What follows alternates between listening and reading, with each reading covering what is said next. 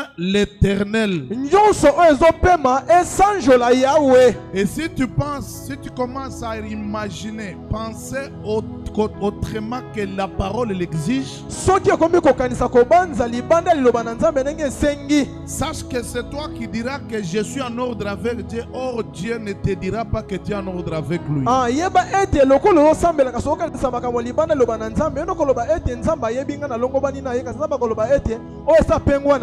Je répète, si tu commences à penser d'une manière contraire et que tu te dis que Dieu est toujours avec moi, je te dis, c'est un mensonge pur et simple. Nous ne pouvons pas aimer Dieu quand tout marche. Nous ne pouvons pas l'aimer quand ça ne marche pas, nous venons pleurer. Nous devons l'aimer en toute phase. Chaque étape de la vie. C'est pourquoi Paul disait à Timothée, dans cette parole, tu es ministre. Tu auras les temps difficiles et les bons moments. En tout ce temps, je te demande de prêcher la parole. Insiste en toute occasion, que ce soit favorable ou non. Tout doit arriver. Sur cette terre, tout doit arriver. Et dans des églises, tout doit arriver. Vous devez le savoir. Oh, ces frères bien quittent l'église, comment ça arrive? Notre frère bien quitte, ça arrive. Puisque vous vous troublez trop, nous sommes déjà avertis.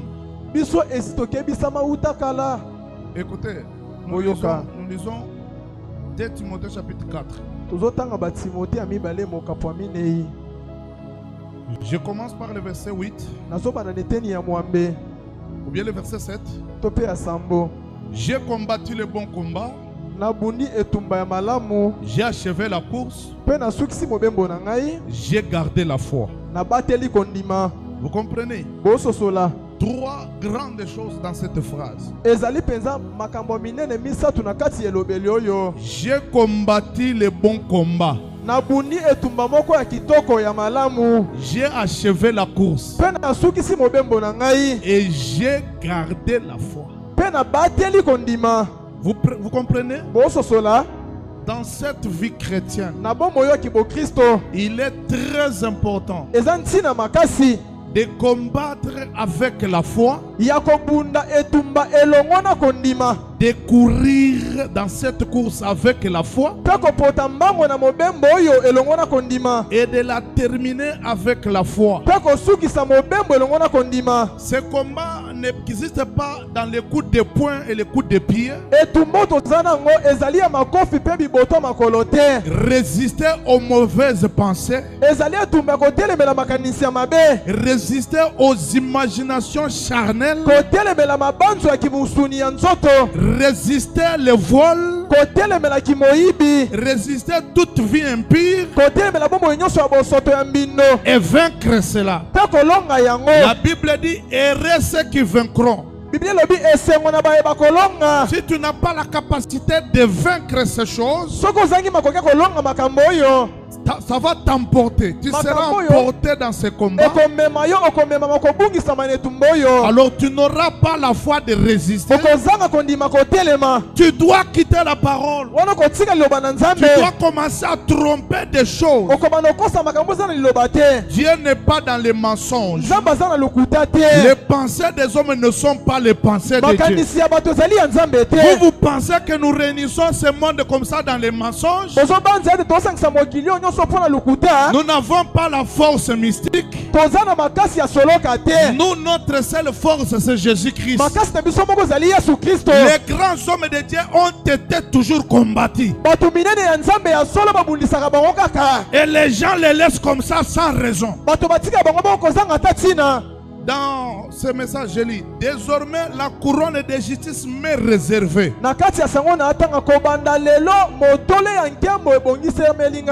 Le Seigneur, le juste juge, me le donnera dans ce jour-là.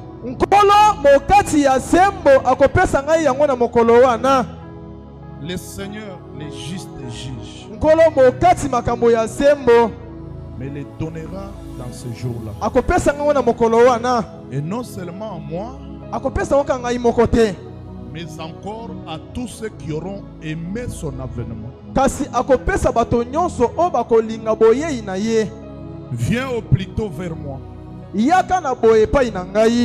car Demas m'a abandonné. Par amour pour les siècles présents, il est parti pour Thessalonique. Crescence est allé en Galatie. Tite en Dalmatie. Vous comprenez? Demas quitte Paul. Crescent quitte Paul. Tite quitte Paul. Quand même pour Crescent et Tite, ils étaient allés dans la mission. Mais pour Demas, il avait abandonné Paul pour les siècles présents. Alors, l'Ikessel est avec moi. Prends Marc, amène-le avec toi. Viens avec lui. Car il m'est utile pour le ministère. Quand Demas quittait Paul, est-ce que Paul avait quitté la parole? Est-ce que Dieu va abandonner Paul? L'église doit être avertie de ces choses. Et le prophète dit: les hommes meurent, mais les esprits ne meurent pas. Il y a des Demas aujourd'hui. Il quitte l'église. Il commence à donner des raisons inutiles. Je ne parle pas ni de celui qui est parti, mais je vous dis que ça arrive, c'est la vérité. Vous devez être avisé. Quand ça arrive, vous sachez que c'est l'esprit de Demas. Quoi que Demas avait abandonné, mais le médecin Luc était là. Puisqu'il savait que Dieu continue à utiliser cet homme. Le prophète nous a donné trop d'arguments. Il dit ceci: prenons quelqu'un dans ce message, l'état présent de mon ministère, paragraphe 56.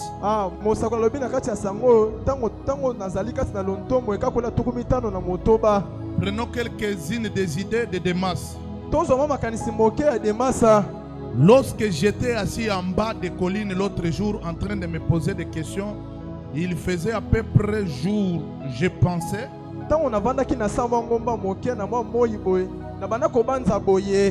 Pourquoi Demas voulait-il quitter ce pauvre gars Paul?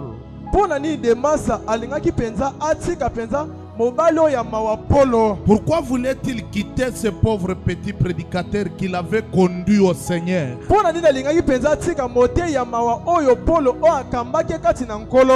Il y a des moments où même les gens que vous avez amenés au Seigneur vont vous résister.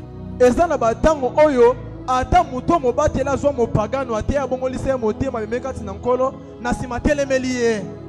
ce n'est pas une surprise. c'est l'esprit de Démas. Ces démons-là n'ont pas abandonné l'église. Et vous pensez que quand vous rencontrez Démas, il va vous dire que j'ai laissé Dieu?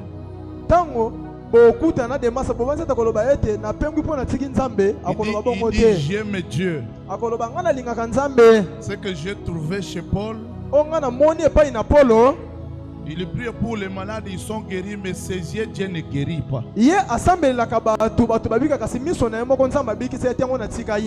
Pourquoi je l'ai quitté? Alors, il va dire, il prie pour les gens qu'ils soient bénis, mais lui a un seul manteau.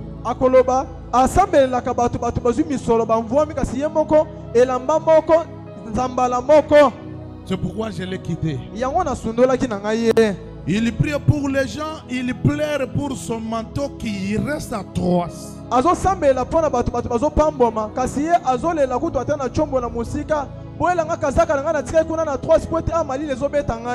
Il a frappé d'aveuglement le monsieur qui importunait, mais le forgeron Alexandre, il ne l'a rien fait.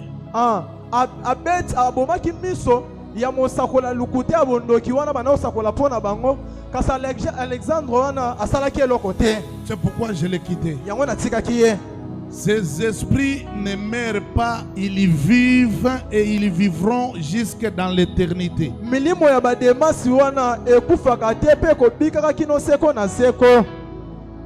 Le prophète dit que nous prêchons certaines choses sur les circonstances. Si quelqu'un meurt, tu ne peux pas venir ici, Dieu béni, Dieu ressuscite les morts. Prêche sur la mort.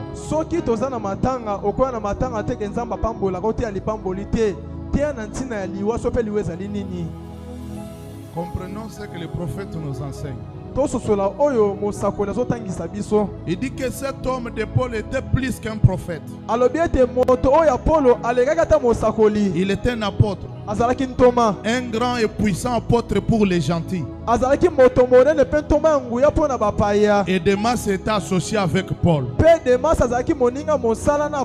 Il communiait avec lui. Il voyait l'esprit de Dieu se mouvant sur cet homme. Et pourquoi fait-il tourner le dos à une personne pareille qui avait été confirmé comme étant un serviteur de Christ? Avez-vous remarqué les paroles de Paul ici par amour pour le siècle présent?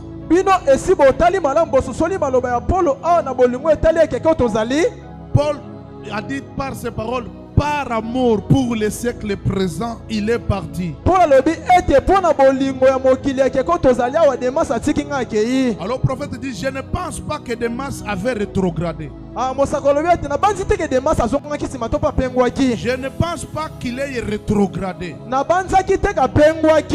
Mais je pense qu'il avait une fausse opinion de Paul.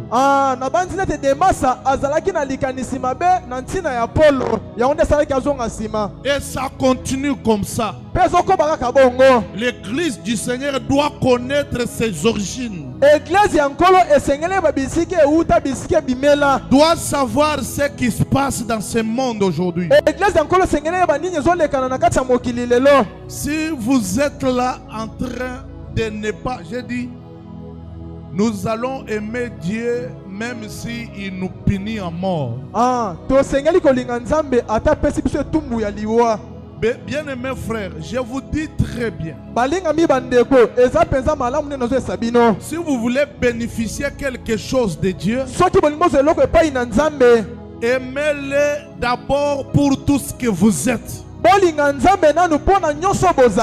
Je ne regarde pas les habits, je ne regarde pas ce que vous êtes, le physique que vous avez. Aimez-le premièrement pour ce physique, ce qui montre que vous reconnaissez sa création. Comment il vous a créé.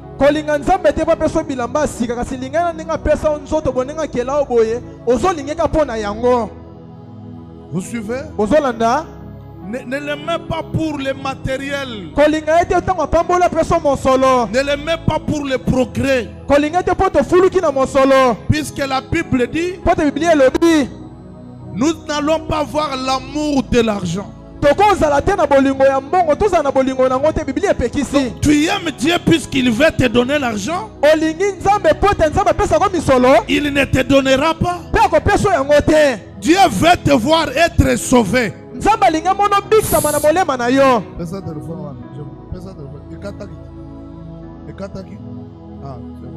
y a déjà les problèmes. Arrêtez. Nous allons chercher les choses appropriées pour vous.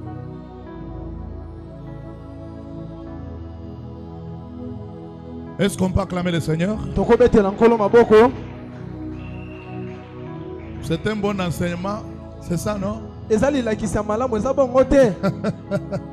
Là, c'est lui qui venait que non, Dieu va me bénir, il va commencer à rétrograder.